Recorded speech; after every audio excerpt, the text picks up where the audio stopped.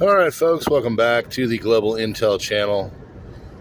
Just got notified that it's 1 year anniversary.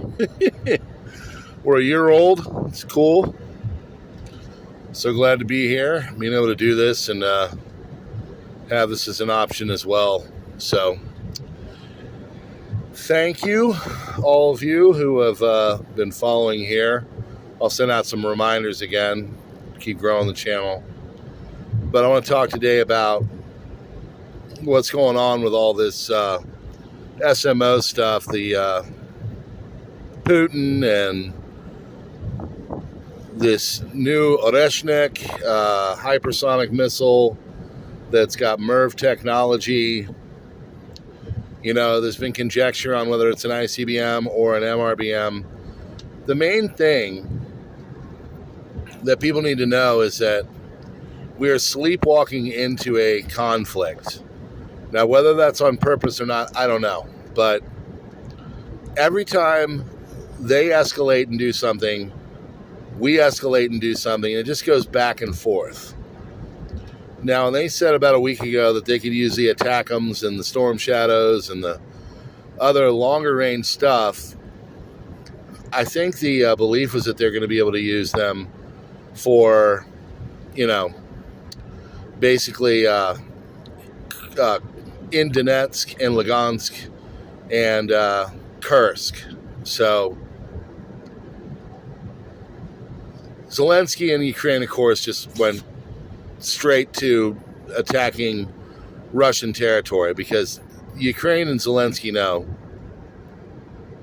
if they don't get some kind of NATO Western backing, you know, from the other members of the European Union, they're going to basically be done. They're not going to be able to sustain too much longer. And I read somewhere that they've got another almost 3 million, 2.5 to 3 million 25 to 40-year-olds or something like that, and they're considering bringing them into the fold.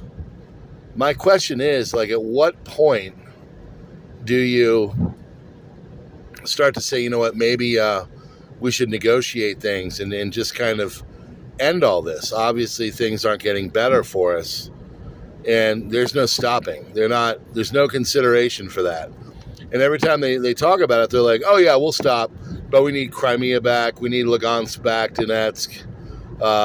Russia needs to, you know, basically bow down and, like, negate the almost 3 years of what they, in their mind, have been a slow but successful strategic or whatever SMO.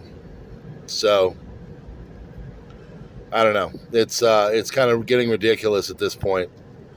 So now Russia's basically said there's this nuclear ICBM radio spotter in Poland. Okay, so it's fairly close to the Russian border.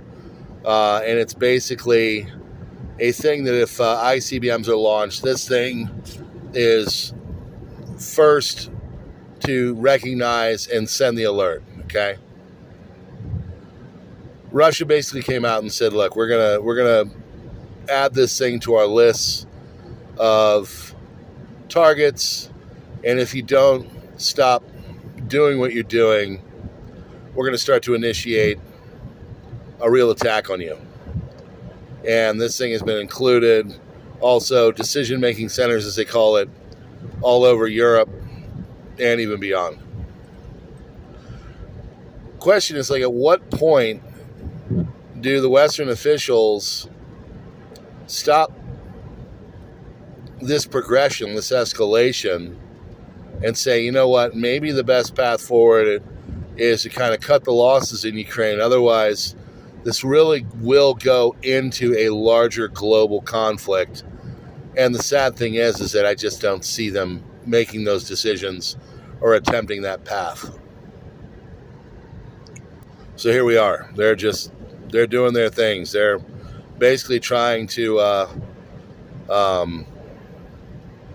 guess, I don't know, bully or lord over the Russians, thinking that they're not going to do anything, and the Russians keep sending messages that they will. At some point, someone's going to throw a real punch. And at that time, to quote Khrushchev, the knot will be so tight from both sides pulling on it that they won't be able to undo it, and it'll be a full-bore war. We shall see. All right, friends, thanks for being here. Hit that like button, do the subscribe thing, darken out the bell, get the notifications. Trying to get here a little bit more. But yeah. Thanks. This is, of course, the super secret backup. I appreciate you being here. Keep this in mind if anything ever goes awry on the OG channel. And God bless you all. We'll see you on the next one.